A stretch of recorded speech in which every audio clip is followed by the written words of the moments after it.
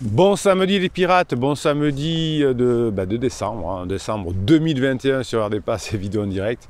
Et 2 degrés ce matin, mais le soleil qui se lève, donc toujours le matin pour trouver cette énergie pour être avec vous toute la journée. Je vous ai déjà fait évidemment le petit message de Telegram ce matin. Telegram, c'est l'application Telegram avec Canal Bruno Marchal. Vous tapez Canal Bruno Marchal pour accéder au canal des pirates. Et vous, tous les jours, je vous mets des ressources que vous m'envoyez. Évidemment, et je vous mets aussi des vidéos, des audios qu'on m'envoie aussi, et je vous fais un audio spécial le matin pour vous donner cette grinta de décembre. Alors aujourd'hui on va continuer à utiliser le témoignage de Pierre pour vous offrir un mini coaching. Vous savez que, alors du coup je suis super ravi parce que j'ai des témoignages d'avance maintenant, puisque vous écrivez quand vous revenez ensemble comment ça s'est passé, vous me racontez à nouveau votre histoire, et ça fait du bien. Ça fait du bien pour vous, pour vos neurones, et surtout je me sers de vos histoires pour vous faire des mini coachings, pour vous expliquer ce qui se passe. Alors on y va, donc je vous rappelle que la première partie du témoignage c'était hier avec toutes les difficultés de la phase 2 qu'avait raconté Pierre. Alors j'appelle tous mes pirates Pierre, pour pas qu'il y ait de soucis de confidentialité, même si Pierre a dit vous pouvez citer mon nom, ça me va bien. Alors, donc après tous les problèmes de la phase 2, les phases d'alcool, etc., on arrive à septembre 2020, on en est là, et début de la descente aux enfers pour moi, le début de la prise de conscience lente. Donc fin septembre, papa nous quitte, peu après ses 60 ans de maladie, en quelques mois à peine. Voilà, ça c'est souvent un choc psychologique dans un couple, chez une personne aussi, le décès, une maladie de quelqu'un d'autre, et on s'aperçoit finalement qu'on est mortel, donc il y a toujours, souvent en tout cas, un choc émotionnel important. Ma femme dit il faut qu'on se parle et m'annonce vouloir divorcer, donc ça c'est très élégant suite au choc émotionnel du couple. Votre épouse vous dit je suis malheureuse, je veux divorcer. Donc il faut qu'on se parle, toujours attention, quand on dit il faut qu'on se parle, quel est le sujet, et on se voit ailleurs pour pas que ce soit de l'émotion. Je ne suis pas bien du tout, et là à ce moment-là je ne sais pas pourquoi j'y crois. Cette fois, dans un premier temps, plutôt que de trouver une solution, je me tape quelques bières, je m'isole, apéro fort tout seul, mais cette fois en mode moins gai, pas drôle, renfermé sur moi-même, perdu alors que je réalise à peine avoir perdu mon père. Donc gros choc psychologique, perte du papa plus perte potentiel de la famille. Vous voyez qu'à ce moment-là c'était compliqué pour notre pirate, en espérant que l'histoire se termine bien évidemment, mais pour là vous voyez que c'est quand même super mal parti. Divorce plus deuil, c'est compliqué. Octobre, novembre se poursuit avec de nombreuses absences de ma femme, soi-disant du travail, des remplacements, des copines, besoin d'air, etc. Donc vous voyez qu'au départ on ment beaucoup, on dit je veux de la liberté, il faut que je souffle, je sors, ce soir je suis pas là, etc. Ce que vous vivez aussi évidemment, c'est quelque chose qui est tout à fait traditionnel dans le début de la crise. Après une discussion avec une amie proche, je décide de me prendre en main, ça c'est bien, et d'aller voir un spécialiste en EMDR. Donc ça je vous conseille l'EMDR, alors c'est peut-être pas forcé d'aller voir un spécialiste, dans les formations notamment oublier son traumatisme, je vous apprends à le faire tout seul, donc comment d'abord économiser de nombreuses séances qui coûtent cher, et de pouvoir les faire quand vous en avez besoin, et non pas une fois par semaine ou une fois tous les 15 jours. Début des soins mi-décembre, les fêtes arrivent, et là décès de ma grand-mère qui était la maman de mon père, et retour des funérailles. Et étant de plus en plus gonflé de ses absences, elle m'annonce, dû aux nombreux soupçons que j'ai, avoir une relation, mais que ce n'est pas de l'infidélité, étant donné qu'elle m'annonçait vouloir divorcer. Alors ça oui, c'est particulier, c'est comme j'ai très honte de ce que je fais, je vais m'inventer une nouvelle règle du jeu. Bon, comme je t'ai dit que peut-être je voulais divorcer, donc ça compte pas. C'est comme si quand je croise les pieds et que je fais une promesse, les doigts de pied que je fais une promesse, ça compte pas, j'avais les doigts de pied croisés. Bon, c'est un peu la même chose. Comme je t'ai dit que peut-être je voulais divorcer, je peux te tromper, et comme ça j'aurai moins honte. Donc on voit aussi l'élégance de madame qui annonce ça au retour du décès de la grand-mère après du père, 2 mois après. Cette fois c'est je te trompe mais je te trompe pas, je te trompe mais j'ai le droit. Oui, oui, c'est des moments durs, hein, vous savez, j'en vois des vertes et des pas mûres. Pour ma part, à ce moment-là, je suis plus effondré que pour les 2 décès réunis. C'est moche de dire ça, mais un vrai ressenti. Oui, je vous ferai une formation sur l'infidélité très prochainement et pourquoi on est infidèle et pourquoi ça fait si mal et comment avoir moins mal, évidemment, puisque dans les formations, vous avez le comment. Hein. Ici, dans les vidéos, je vous explique le pourquoi. Là, je vous explique dans ce témoignage pourquoi vous vivez à peu près tous la même chose et comment vous en sortir, c'est plutôt dans les formations. À la suite de ça, tout en continuant ma thérapie et ne voulant pas que ça se termine, j'ai commis des tonnes d'interdits. Donc vous voyez que là aussi, hein, ça peut ressembler à votre histoire. Au début, on n'est pas un pirate, on ne connaît pas le capitaine pirate et on commet des interdits, croyant bien faire évidemment, hein, mais qui nous éloignent, et surtout si on a des mauvais conseils, fais un silence radio, mets un ultimatum, fais un film moi je te suis, fais une lettre magique, tout ça hein, fait que vous allez vous éloigner de votre conjoint. Donc je commets des tonnes d'interdits, croyant que ça la ferait changer, je ne savais pas encore que c'était des interdits, voilà c'est exactement ce que je viens de vous dire. Pendant les premiers mois de l'année, j'ai pété les plombs jusqu'à l'insulter, balancé sa relation aux enfants, amis, famille, lui fait une valise pour qu'elle parte avant de lui dire de revenir le lendemain car c'est chez elle aussi. Hein, donc vous voyez que tout ce qu'on vous conseille, hein, alors des fois vous ne le conseillez même pas, hein, vous le faites pour diminuer votre souffrance, mais quand on fait quelque chose émotionnellement, comme votre conjoint vous trompe croyant que pendant sa crise existentielle ça va diminuer sa souffrance, évidemment, hein, vous voyez que ça ne fonctionne pas et que ça fait un effet contraire. C'est pour ça d'ailleurs que le pansement et le criseux finissent par dans un épuisement très important qui fait souffrir toute la famille et qui fait souffrir surtout la personne qui est en crise. Elle me mentait sans arrêt, vous avez une formation sur comment détecter le mensonge et le prévenir. La voyez quasiment tous les jours et même plusieurs fois par jour. Partez plus tôt, ne rentrez pas pendant sa coupure, rentrez plus tard, se servez d'amis comme alibi, partez un week-end avec lui, prenez des jours de congé pour être avec lui. Donc c'est souvent ce que vous vivez aussi, hein, ce que vous me dites dans les coachings, hein, ce que vous racontez dans les commentaires sous les vidéos. Hein. Vous voyez que toutes les histoires sont assez traditionnelles, toutes les histoires se ressemblent et si vous arrivez à faire ce qu'il faut, eh bien il y a des chances que vous parveniez à vous sortir de ce triste moment hein, qui est la crise existentielle de votre conjoint qui a transformé sa crise existentielle en crise de couple. Vous savez que si vous êtes depuis 5, 10, 15, 20 ans ensemble, qu'un jour, comme pour Pierre, votre conjoint vous dit je t'aime plus, je veux divorcer et plus tard j'ai un amant, hein, c'est que vous traversez, si vous êtes depuis 5, 10, 15, 20 ans et qu'il ne s'est rien passé de spécial tout d'un coup, hein, c'est que vous êtes souvent, la plupart du temps, dans l'arrivée d'une crise existentielle et dans la traversée 3 de la phase du couple qu'on appelle l'exploration. C'est des choses tout à fait traditionnelles. Si vous savez les gérer, ça peut s'arranger. Évidemment, ça ne va pas se gérer par un silence radio, mais ça va se gérer par un travail sur soi, par l'amélioration de compétences sociales. Vous avez d'ailleurs la formation qui est sortie mercredi sur les compétences sociales. Hein. Qu'est-ce que c'est une compétence sociale? Ça va vous aider à récupérer votre conjoint, ça va vous aider à augmenter les possibilités d'avoir des probabilités de réussir tous vos objectifs dans la vie, y compris les projets professionnels. Hein. Donc ça, les formations vous aident à comprendre, à avoir une méthode et à la mettre en application pour faire en sorte que pendant la crise de votre conjoint, votre couple se dégrade pas trop et comme pour Pierre, ça s'arrange à la fin, enfin on l'espère pour Pierre parce que pour le moment c'est très mal parti. Ça ressemble à quand vous êtes très vénère, que vous êtes des bébés pirates, que vous écrivez que vous m'écrivez pour que je vous aide, eh bien c'est souvent des situations qui se ressemblent beaucoup. Heureusement hein, vous avez les formations qui vont vous aider. Alors, je vous comprends tellement quand vous n'êtes pas bien les pirates, voir ça, imaginer celle qu'on aime dans les moments les plus intimes avec quelqu'un d'autre, c'est dur. Je lui ai écrit au pansement, mais correctement en lui disant que s'il ne savait pas ce que c'était l'amour, que sinon il s'occuperait de sa femme, que je me suis refusé d'aller voir malgré les conseils inverses. Oui voilà, alors les conseils des amis, vous oubliez parce que c'est comme si on nous vendait des conseils sur Apple ou sur je sais pas quoi, sur l'informatique, je ne pourrais pas vous donner, je ne suis pas du tout spécialiste et je peux vous expliquer comment augmenter les chances de récupérer votre conjoint, mais pas plus, j'ai aucune compétence en je sais pas quoi en informatique. On pourrait dire, toi qui tournes des vidéos, tu as des compétences en informatique? Non, pas du tout.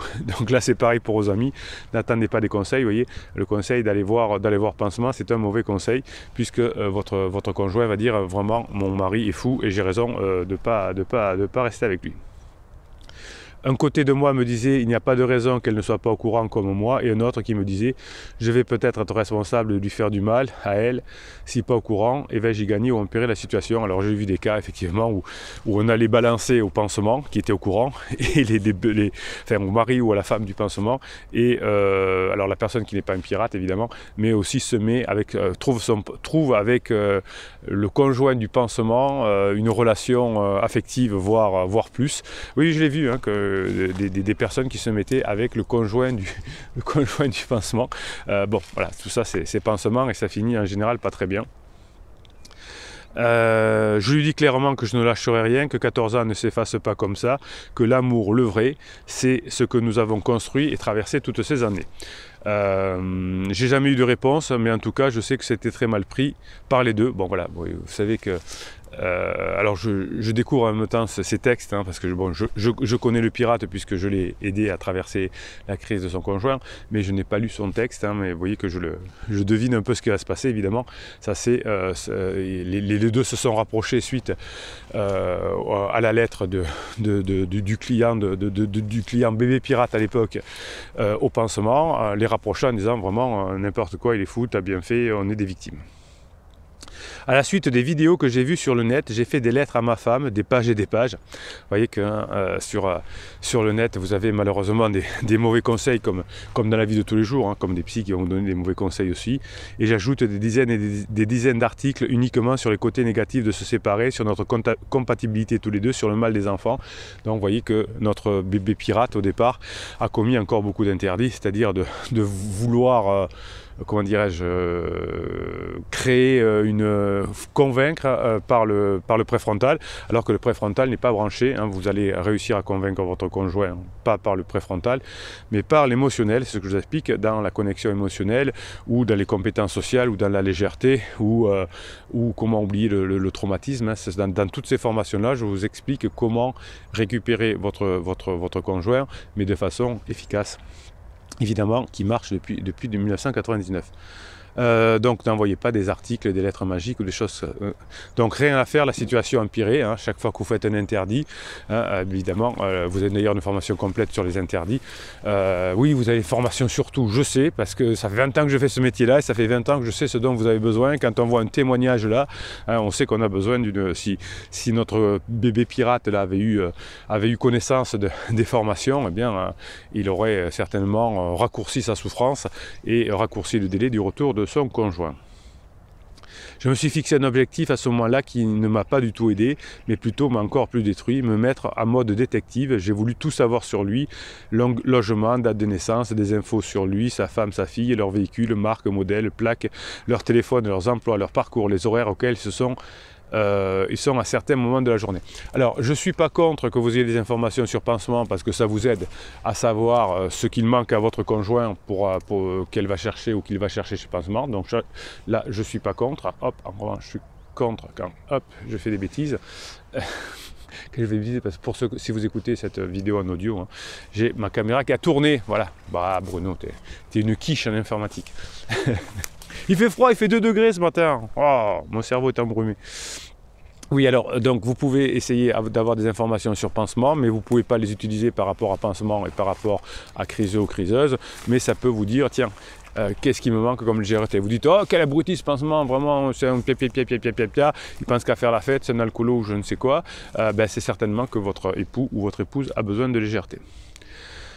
Donc se mettre en mode détective, ça l'a détruit.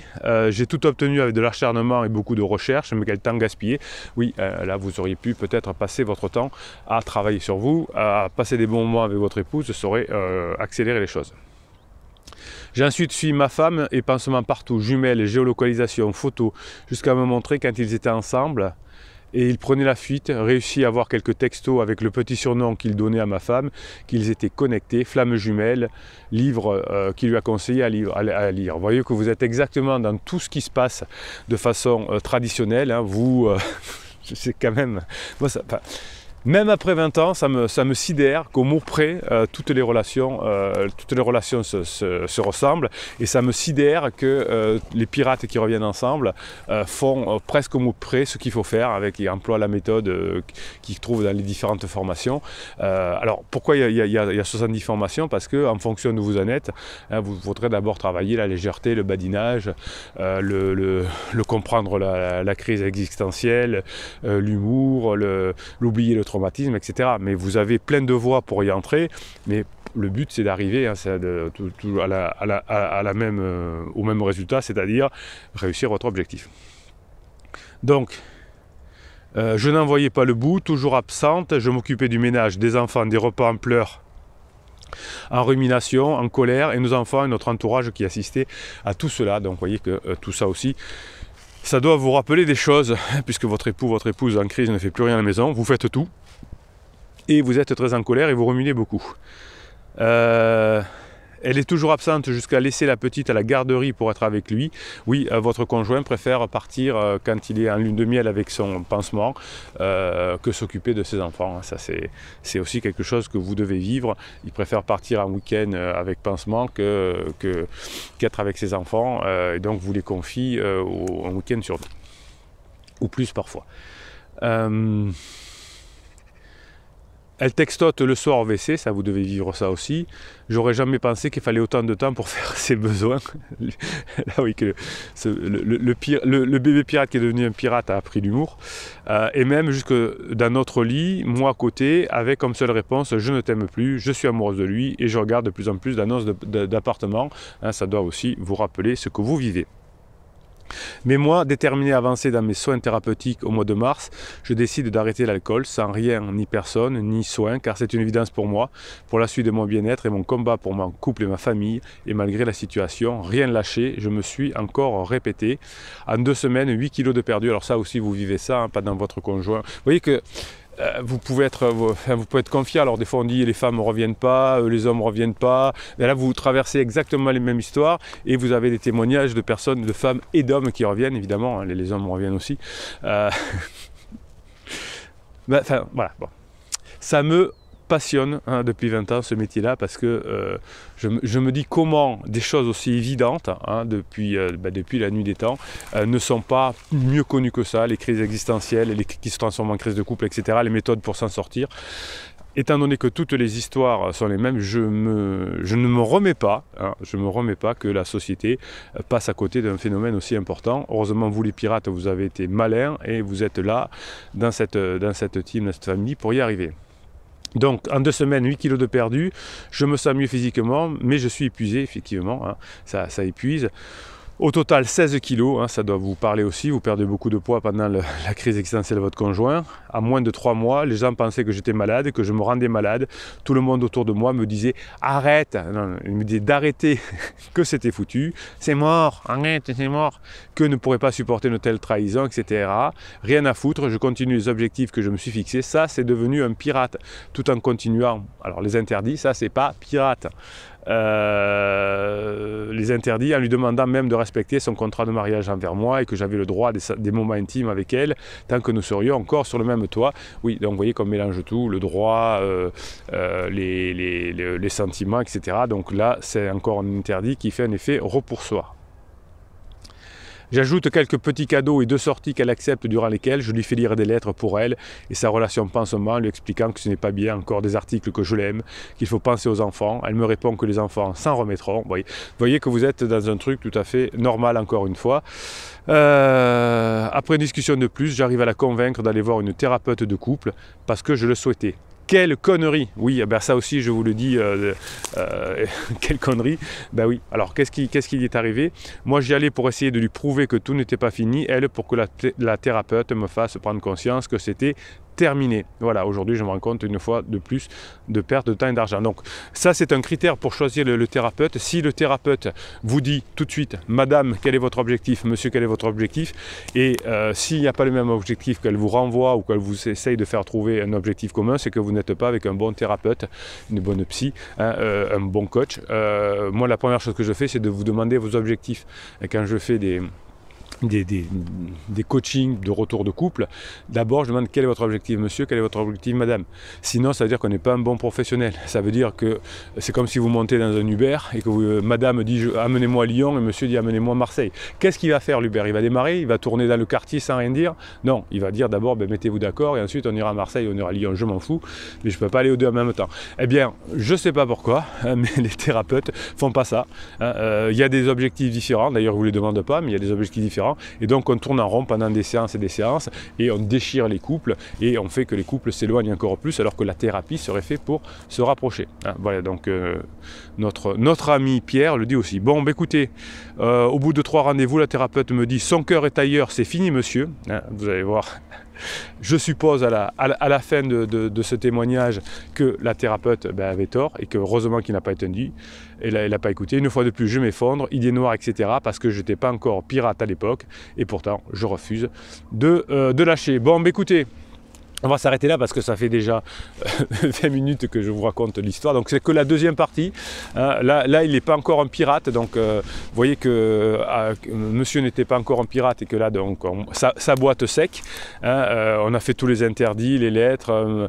On va même chez la thérapeute qui conseille de tout arrêter, les amis qui conseillent de tout arrêter. C'est la cata. Vous avez vécu ça, vous êtes peut-être dans ce moment-là et donc ce témoignage doit vous aider. Alors demain, on ne va pas continuer le témoignage, on le continuera après-demain. Ah oui, vous voulez savoir comment ça va se terminer, vous attendrez encore un peu. Demain, on parlera du cadeau de Noël, parce qu'on s'approche de Noël. Vous avez été plusieurs pirates à me demander qu'est-ce que je dois offrir à criseux, à criseuse pour Noël. Donc, on va en parler dans la vidéo de dimanche demain. Et puis, lundi, je reprendrai effectivement le témoignage de Pierre. Et vous savez, j'en ai reçu d'autres, ça me plaît. Ils sont longs, ces témoignages, mais c'est pas grave, parce que ça me permet d'abord de vous expliquer ce qui se passe et ça vous permet de voir qu'effectivement vous vivez les mêmes histoires et que c'est passionnant et du coup vivifiant de savoir que vous pourrez arriver certainement à vos fins. Voilà, Bruno Marchal, il vous dit d'abord de bien penser à la formation qui est sortie cette semaine, les compétences sociales, améliorer vos compétences sociales si vous voulez récupérer votre conjoint, ça va vous apprendre comment fonctionne l'humain et peut-être que comme Pierre, vous arriverez probablement à vos fins. On attendra la fin du témoignage dans la vidéo suivante. Espérons-le. Allez, Bruno Marchal, il vous dit, passez la journée que vous méritez et bossez bien.